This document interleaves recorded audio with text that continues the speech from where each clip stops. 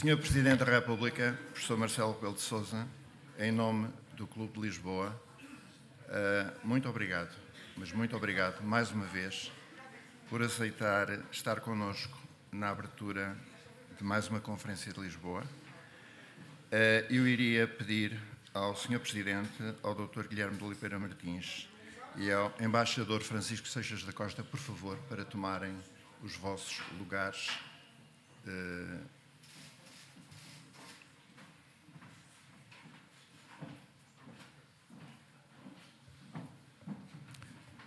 Vamos proceder à sessão formal de abertura da conferência e eu iria pedir ao Dr. Guilherme de Oliveira Martins, administrador executivo da Fundação Carlos de Gulbenkian, que em representação desta instituição fizesse as honras de abrir a conferência. Dr. Guilherme de Oliveira Martins, por favor. Obrigado.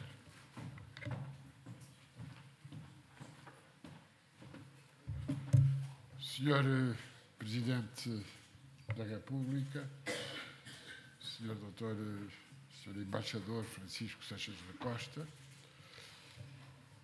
Senhoras e Senhores Embaixadores, minhas senhoras e meus senhores, duas palavras de boas-vindas. A Fundação Carlos Gulbenkian tem o maior gosto e honra em receber mais uma vez a Conferência de Lisboa e saudar tudo aquilo que o Clube de Lisboa tem feito num momento especialmente importante no que toca à reflexão sobre a situação internacional e falar da paz, falar de uma nova ordem mundial significa, no fundo, falar de um tema de atualidade máxima, mas também de incerteza maior. Além de ouvirmos de novo o discurso de Péricles aos atenienses, ou de relermos o célebre ensaio de Kant sobre a paz perpétua, lemos Shakespeare no Henrique IV, onde ele nos diz: a paz é como uma conquista, com nobreza as duas partes submetem-se e nenhuma delas perde. Eis a quadratura do círculo perante a qual nos encontramos sempre. Vivemos um momento crucial. É de guerra que tratamos neste momento. E o primado da razão tem de ligar-se ao bom senso, o realismo de associar-se ao respeito por uma ética centrada na pessoa humana. Há consciência das potencialidades da União Europeia como fator de paz e como fator primacial de respeito pelo direito.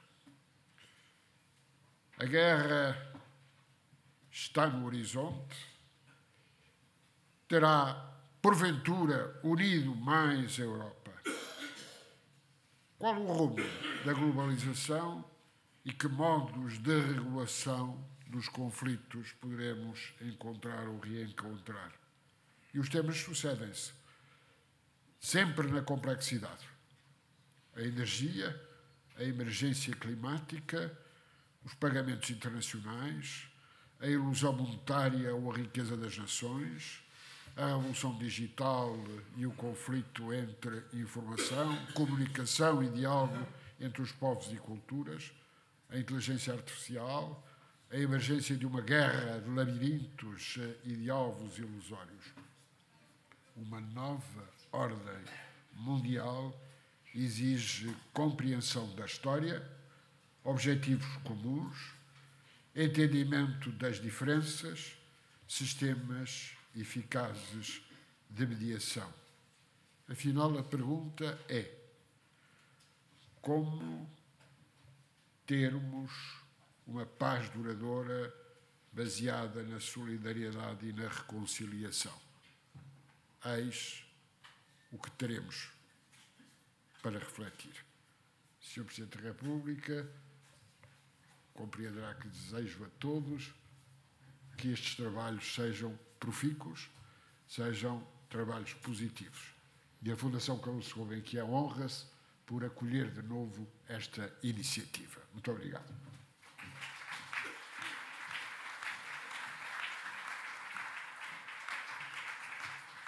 Muito obrigado. Iria pedir ao Presidente do Clube de Lisboa, Embaixador Francisco Seixas da Costa, para tomar a palavra, por favor.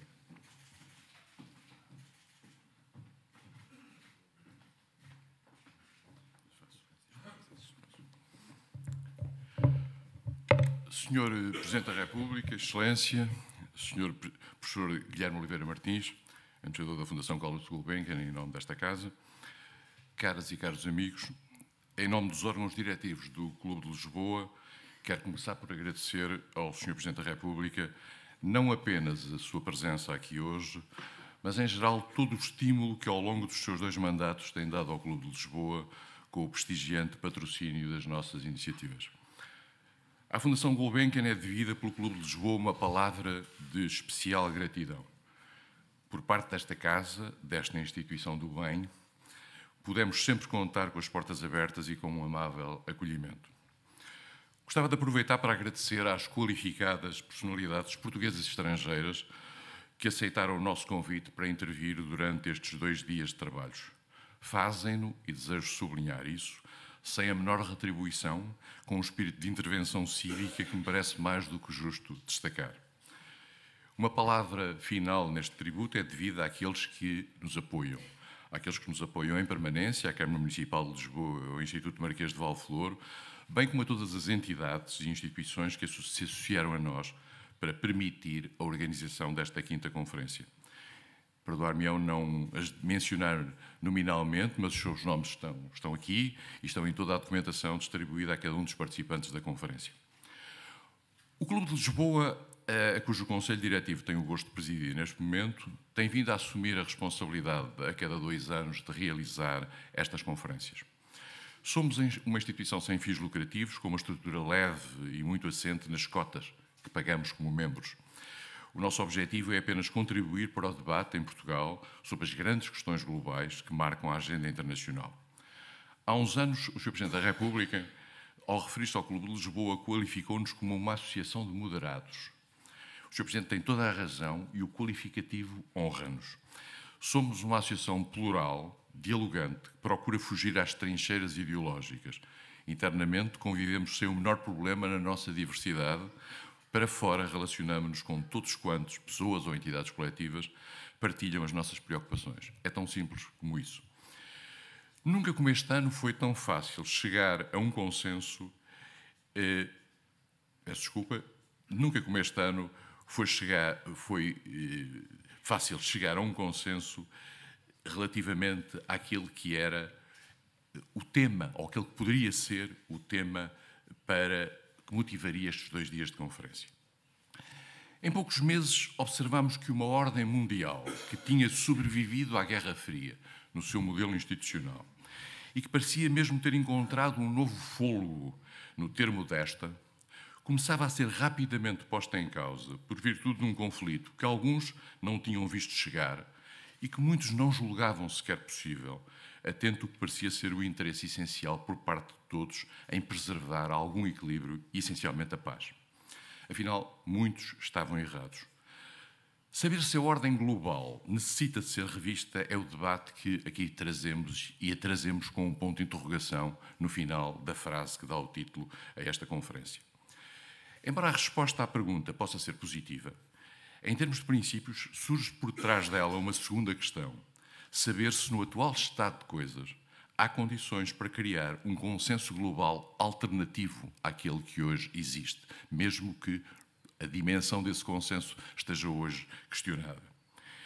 É que o ótimo pode ser o terrível inimigo do bom e um tempo de emoções e confrontos acesos pode não ser necessariamente o momento certo para começar a partir a loiça no plano institucional no quadro global. Mas, ao invés disso, também podemos concluir que isso se pode tornar imperativo e que é necessário partir para aí. Deixemos que este debate possa apontar para essas conclusões. Neste contexto, e esta é uma das questões que trazemos na nossa agenda, onde é que fica a União Europeia? É este o tempo de maturação da sua identidade soberana, com tudo o que isso implica em termos de saltos qualitativos, nomeadamente em matéria institucional? Ou, do mesmo modo, será que subsistem dúvidas sobre a possibilidade de garantir um suporte a nível de opiniões públicas numa União tão alargada e geopoliticamente tão diversa que dê o mínimo de apoio a um novo salto institucional? Veremos onde nos leva também este debate. A guerra na Ucrânia funciona naturalmente como o subliminar pano de fundo para todos os nossos debates. Neste contexto, um dos nossos painéis, provocadoramente, vai interrogar sobre a existência de alguma hierarquia entre as guerras, aquelas que são visíveis, como é o caso desta, e de outras, provavelmente e seguramente mais mortíferas, mas que acabam por ser menos visíveis e, em especial, menos mobilizadoras das emoções coletivas. Na esteira desta guerra, falar-se-á do seu impacto sobre o funcionamento dos mercados, como teste também ao estado da arte, num terreno que já vinha a mover-se antes desta guerra e que é o dos desafios e das reticências colocados hoje à globalização. E uma nova equação criada também com a súbita desregulação dos mercados energéticos levanta agora a nova questão, ainda escassamente respondida, sobre se os compromissos em termos de metas para combater a emergência climática são mesmo para cumprir, ou se alguns não vão aproveitar o ensejo para escaparem, às vezes sendo a isso obrigados, àquilo a que se tinham comprometido. Este é um debate que aí está também. Abordaremos também a luta entre as moedas, atentos os poderes que lhes estão subjacentes, bem como o modo como pode vir a evoluir a competição entre os principais intervenientes no mundo digital, uma espécie de Second Life que por aí anda e que todos pressentimos que nos condiciona cada vez mais os dias e a vida, às vezes sem mesmo disso nos apercebemos. Eu fico por aqui porque não faço parte dos atores deste debate, de que serei apenas um espectador comprometido, para utilizar o conceito de Aron. Eu e todos nós acabamos por ser isso, porque comprometidos, queiramos ou não, estamos todos quantos vivemos neste mundo, começa a ficar sem fronteiras, não só para as agressões, mas também, felizmente, para as ideias. Termino com um agradecimento muito merecido e muito sincero àqueles que organizaram, que montaram esta conferência e que garante o seu funcionamento. E uma palavra especial é devida ao professor Fernando Jorge Cardoso, alma mater da realização e da própria ideia do Clube de Lisboa, sem o que tudo isto dificilmente poderia fazer-se. A quem aqui hoje nos acompanha e àqueles que vão assistir aos painéis que seguirão, o meu agradecimento em nome do Clube de Lisboa pela sua simpática presença. Espero vê-los, ainda que de modo virtual, nas nossas próximas iniciativas do Clube de Lisboa, que convido a acompanharem através do nosso site. E agora convidava a Sua Excelência o Presidente da República a dar-nos a honra de encerrar esta sessão. Muito obrigado.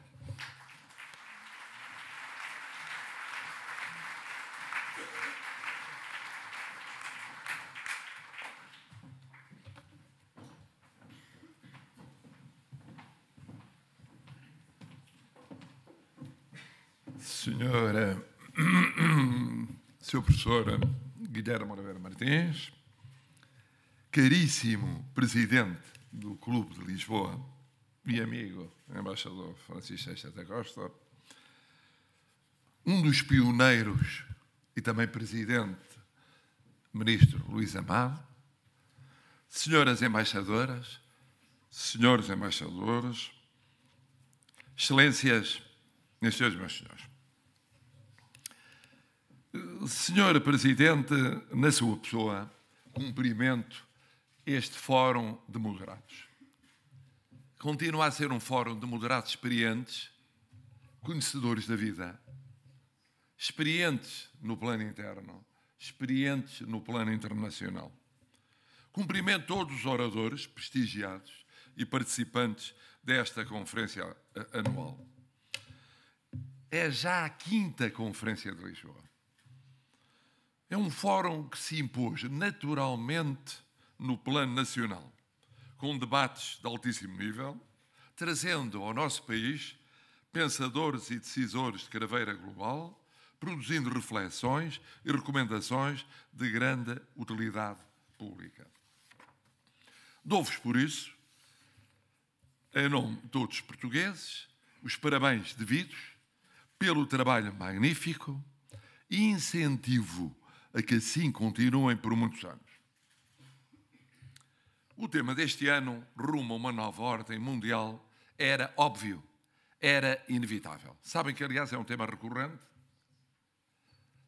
em fora como este, mas é um tema mais atual quando estamos a viver um processo, e nós portugueses que vivemos um processo revolucionário, alguns dentre nós, os menos jovens, sabemos o que era analisar esse processo e o seu término enquanto se estava a viver. Era, como diria o inesquecível Eduardo Lourenço, estar à janela e vermos-nos passar na rua. Estávamos a ser atores, diretos, indiretos, discretos, não discretos, e ao mesmo tempo analistas, não só do processo como do seu resultado. Porquê é que era inevitável? Aqui já foi lembrado brevemente. A ordem mundial a que nos reportamos é uma ordem mundial nascida do pós-guerra. Mas verdadeiramente já não é essa a ordem mundial que nós temos. A ordem mundial que nós temos é uma reformulação da ordem do pós-guerra, interpretada à luz dos acontecimentos dos anos 90 e da viragem do século.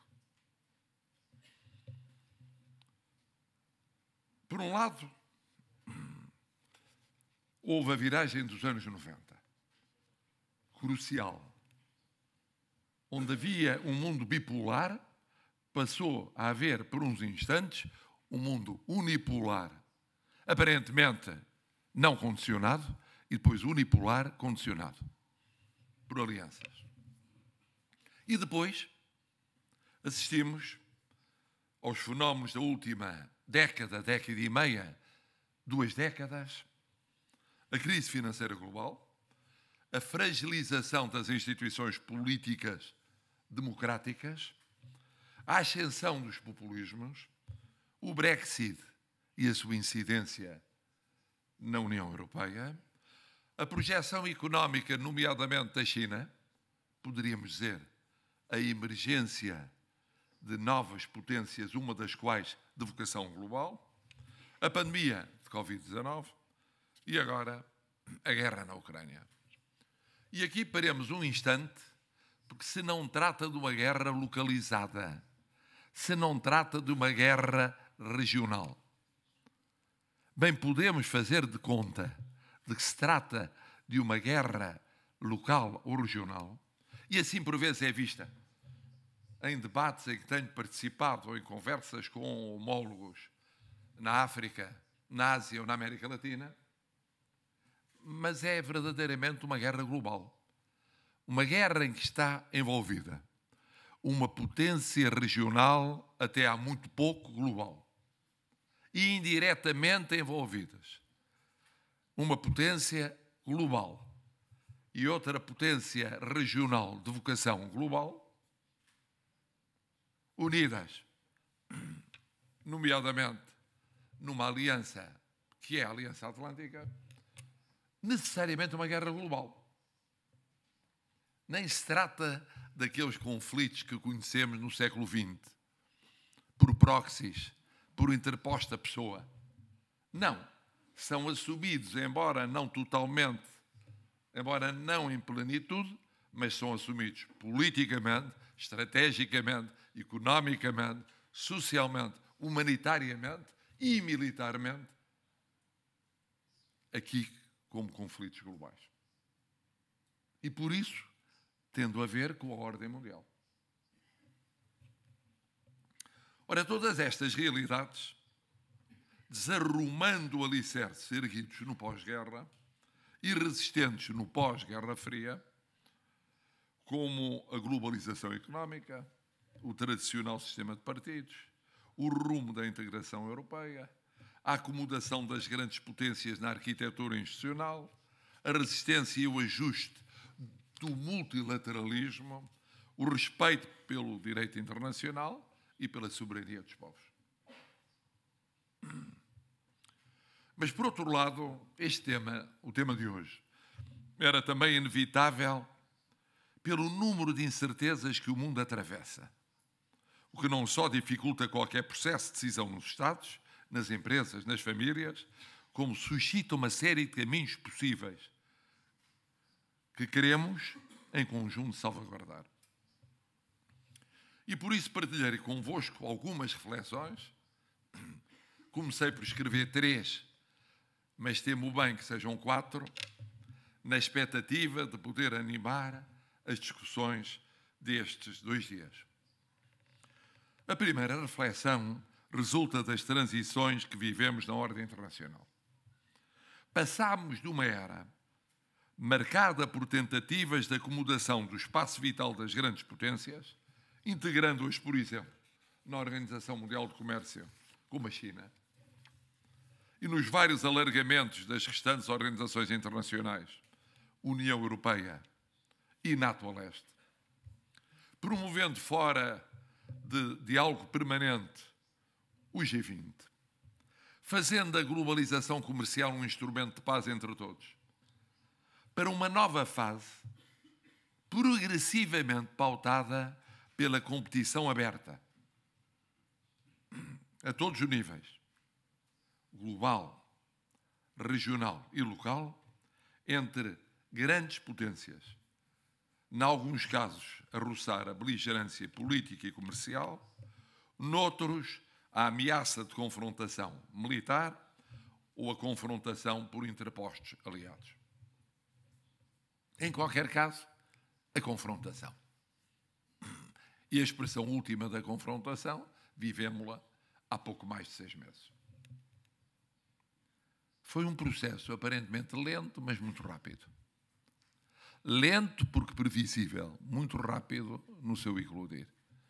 No momento em que o armamentismo valeu mais do que as opções de intervenção por ciberataques, por influência em sistemas políticos, económicos e sociais alheios, por modos de conflitualidade indireta, aparentemente suave.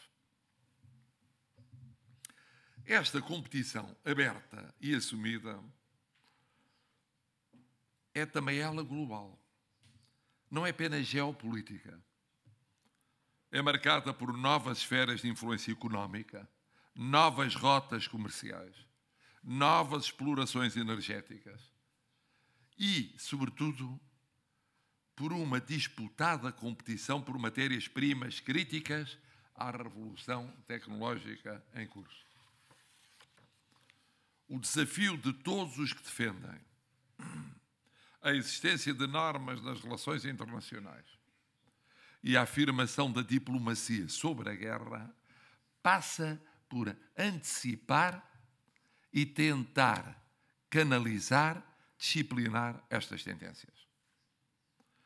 Os tempos próximos dirão com que balança de poderes, o que é coisa diferente de ordem internacional, com que balança de poderes, se a anterior à guerra, se outra oposta àquela que existia, se uma terceira feita de compromissos, estaremos a viver dentro de meses e porventura de anos.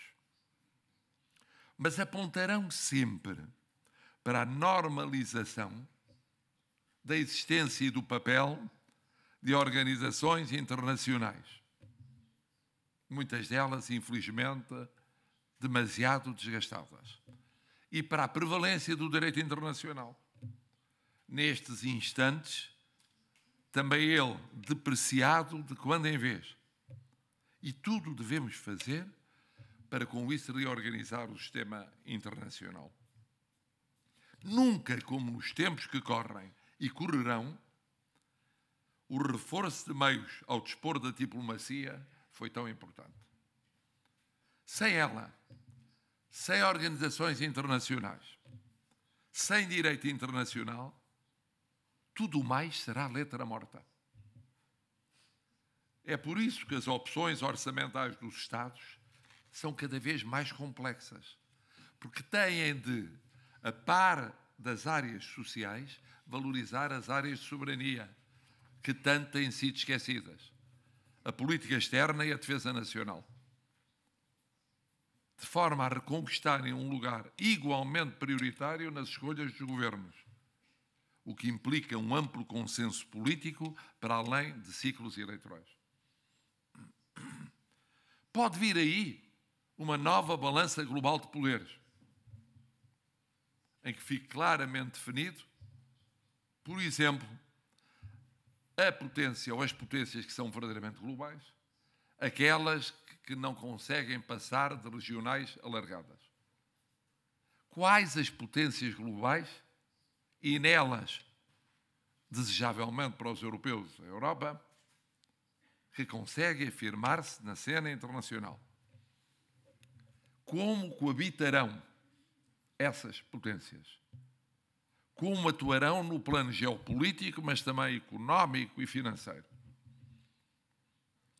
Mas a nova balança de poderes só se converterá numa nova e sustentada ordem internacional, com mais diplomacia, com maior respeito do direito internacional e com reformulação das instituições internacionais. E tudo isto de modo minimamente duradouro. Senão, não haverá nova ordem internacional. Haverá o prolongamento da que existe com uma reformulação parcial, ou haverá uma indefinição preocupante em termos de futuro da sociedade mundial que integramos. A segunda reflexão passa pelos efeitos colaterais já evidentes provocados por esta competição aberta e mais do que musculada. As rupturas comerciais e logísticas dos piores anos da pandemia acantonaram ainda mais as sociedades já de si mais pobres e vulneráveis do planeta. Muitas delas com pobreza extrema e uma crise alimentar que se acentuou nos últimos meses, são ainda e sempre as maiores vítimas das alterações climáticas, das secas prolongadas, dos fenómenos atmosféricos calamitosos, do aumento do nível do mar, sendo ao mesmo tempo, ironicamente, as que menos contribuem para as emissões globais de dióxido de carbono. A pandemia e agora a guerra cavaram e estão a cavar o fosso das desigualdades entre economias, sociedades e entre continentes, com níveis diametralmente diferentes de recuperação económica, de paz social, de boa governação, de predisposição multilateral. Aqueles que melhor saírem desta dupla crise sistémica, pandemia e guerra, têm o dever, juntamente com as organizações regionais e universais, de tudo fazer para esbater esse fosso, reduzir a insegurança humana e não deixar cair o combate às alterações climáticas por razões económicas conjunturais e outros fatores de mais profundas desigualdades entre povos e economias. Sendo mais claro, pode vir a sair do conflito em curso uma nova balança de poderes. Pode a nova balança de poderes não corresponder a uma nova ordem mundial. Mas para corresponder a uma nova ordem mundial sustentada, por isso duradoura, é preciso que a diplomacia vença a guerra. É fundamental que as organizações internacionais tenham o seu papel realçado. É imprescindível o respeito ao direito internacional, sob pena não haver regras minimamente consensualizáveis nas relações entre Estados e povos. Mas é mais. É preciso superar o caminho dramático para o aprofundamento das desigualdades universais. Sem isso, haverá sempre o lastro daquilo que alimenta a conflitualidade na ordem universal. Haverá sempre. E quem tirar melhor proveito disso, em termos económicos ou geopolíticos, estará em melhor posição para um novo round de conflitualidade ao virar da esquina. Não basta que ao nível das grandes potências se chegue a uma nova balança e a uma nova ordem universal.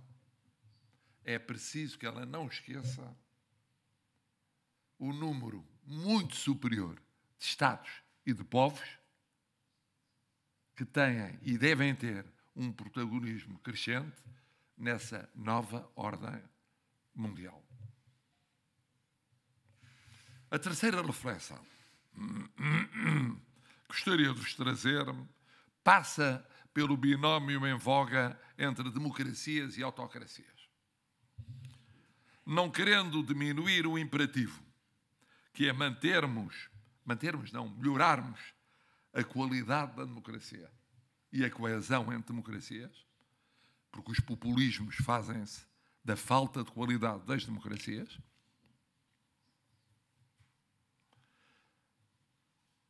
Imperativo é também que discutamos com alguma dose extra de sofisticação e realismo a questão das relações entre democracias e autocracias.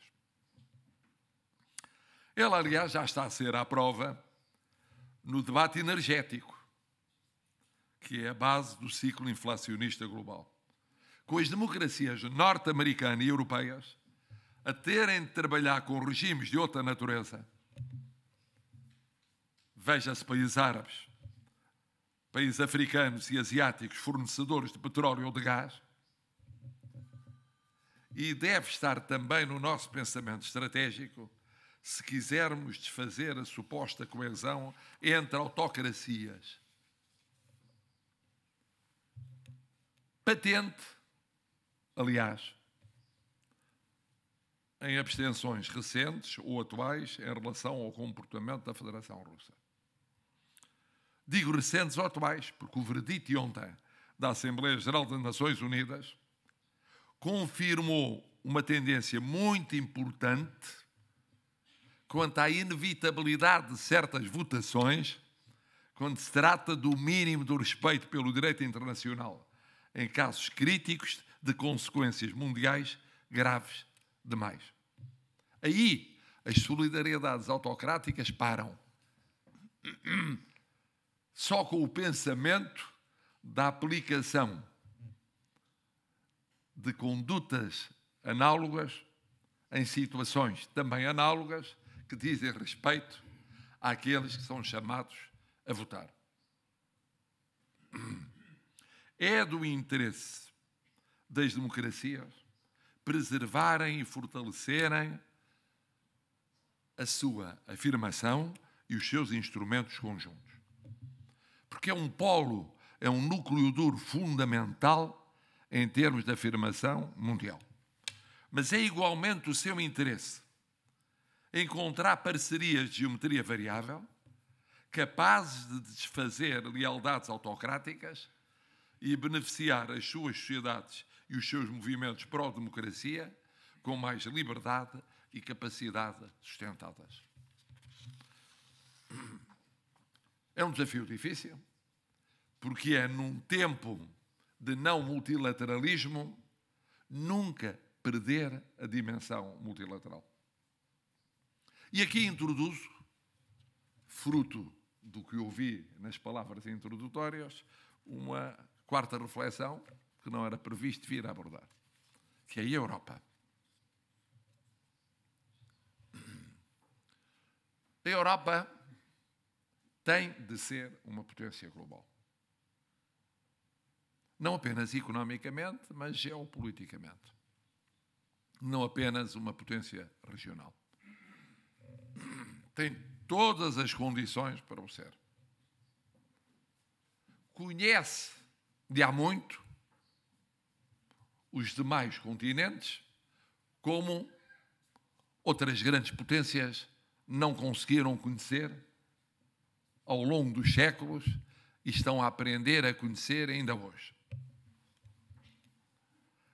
Tem uma cultura e uma postura em termos de valores e de princípios que lhe dá uma flexibilidade essencial para ser um patamar de diálogo e de procura da tal ordem mundial nova.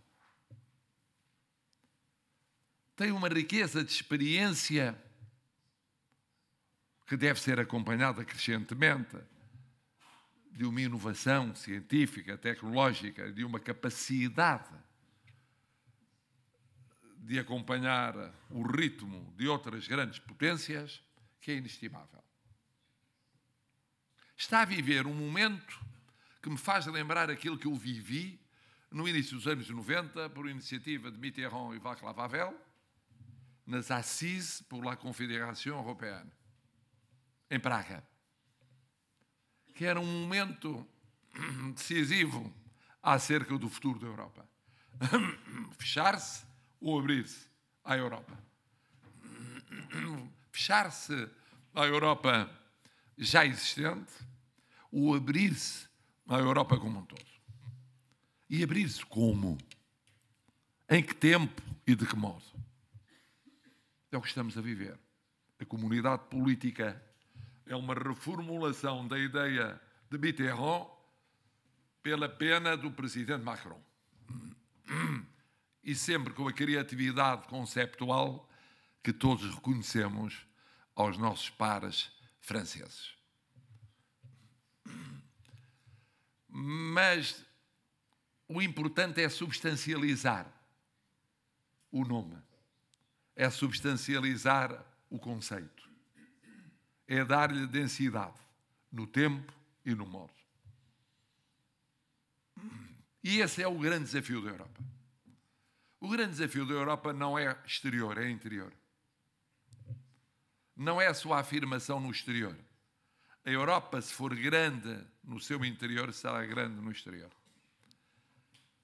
Se não resolver os problemas internos, não será tão grande no exterior. E resolver os problemas internos é ultrapassar clivagens ainda remanescentes. É levar mais fundo um processo evolutivo em curso, depois dos sucessivos alargamentos, para que o denominador comum se reforce. E isso reforça a sua afirmação externa. De tal maneira que nos momentos decisivos, aqueles que apostavam na divisão da Europa percebam que nesses momentos decisivos a Europa compreenda que aquilo que a une é muito superior àquilo que a divide. E depois transportar essa mensagem em ritmos e com regimes diversos, diversidade já existente no seu seio, em termos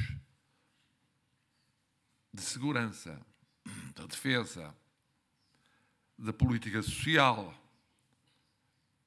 de regime monetário, transportar para outra Europa que precisa de ser mais Europa e só o será na medida em que integrar a Europa que temos adequadamente alargada.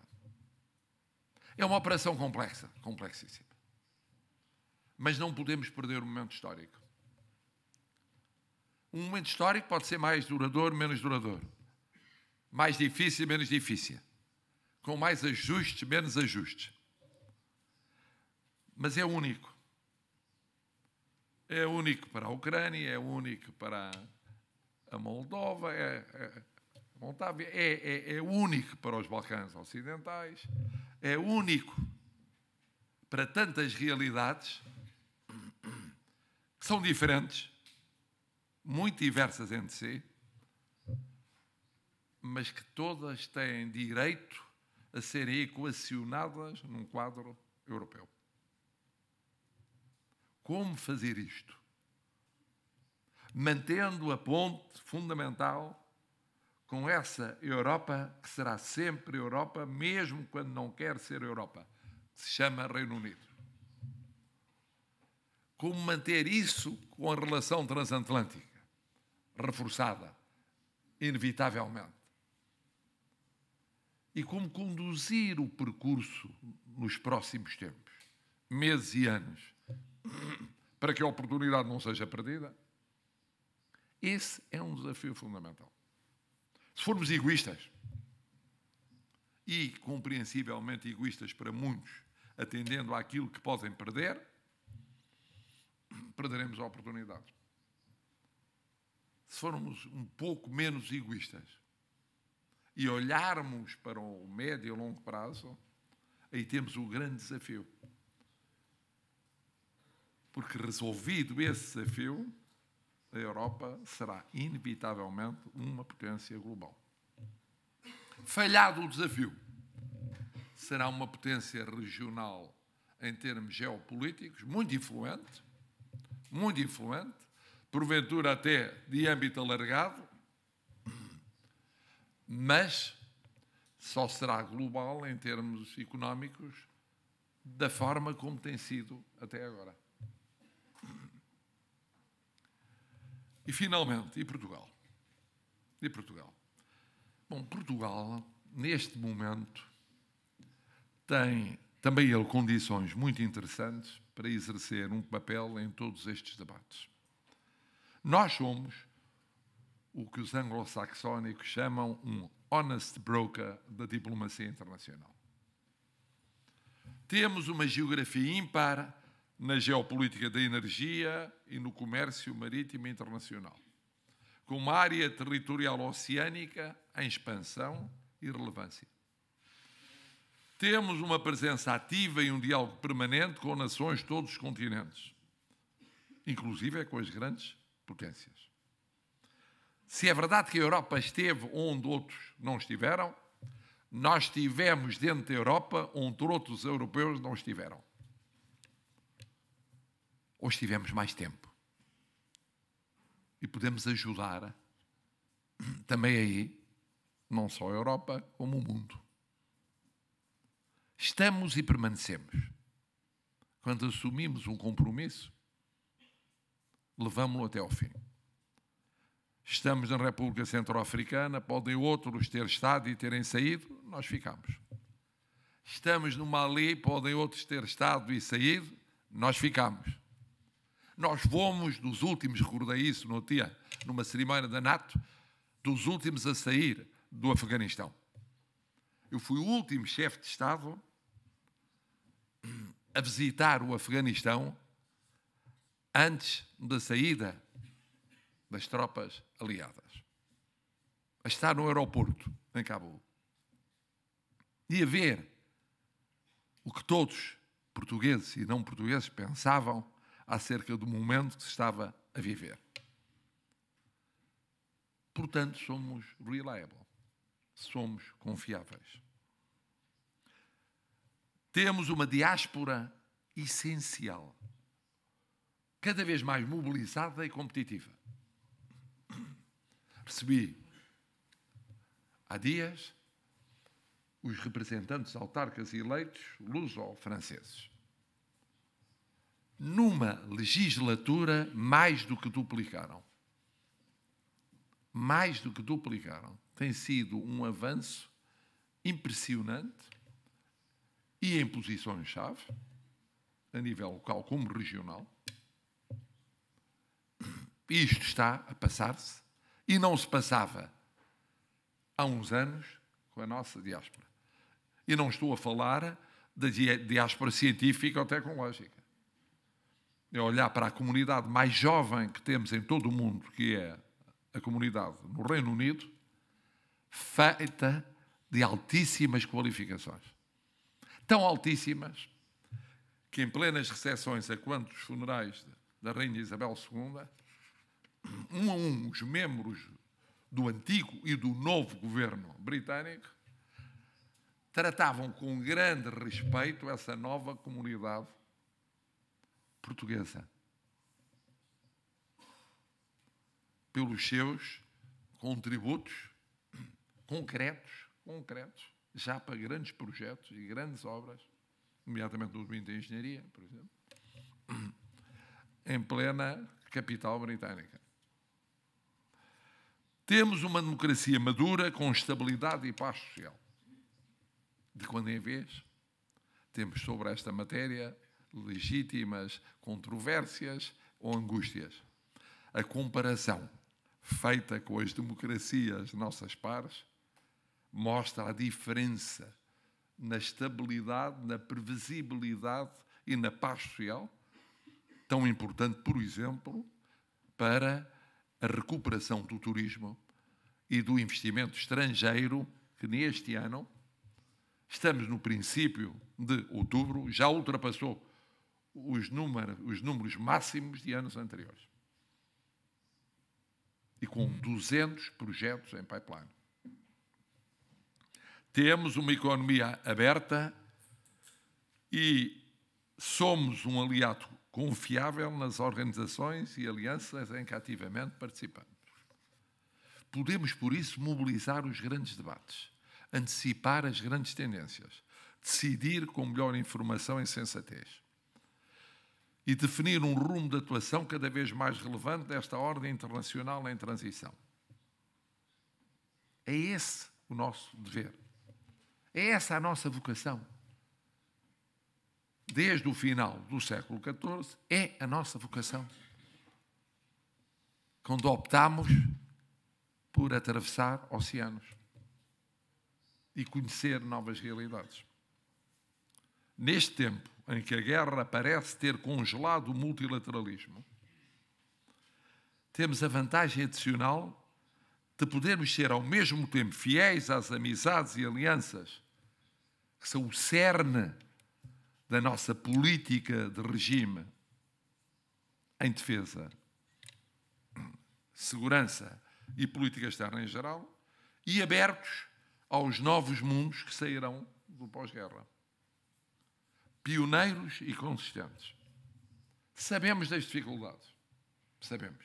Atingimos um tal topo na afirmação universal que é difícil manter essa posição de topo duradouramente. Há que reformulá-la de forma constante. A nossa luta pelo regresso a membro não permanente do Conselho de Segurança dentro de anos entra nessa estratégia.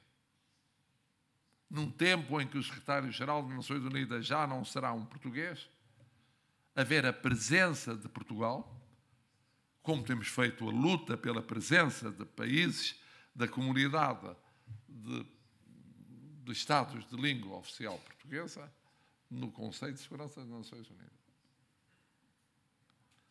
Temos de ser pioneiros e consistentes. Assim saibamos ser-lo e fazê-lo.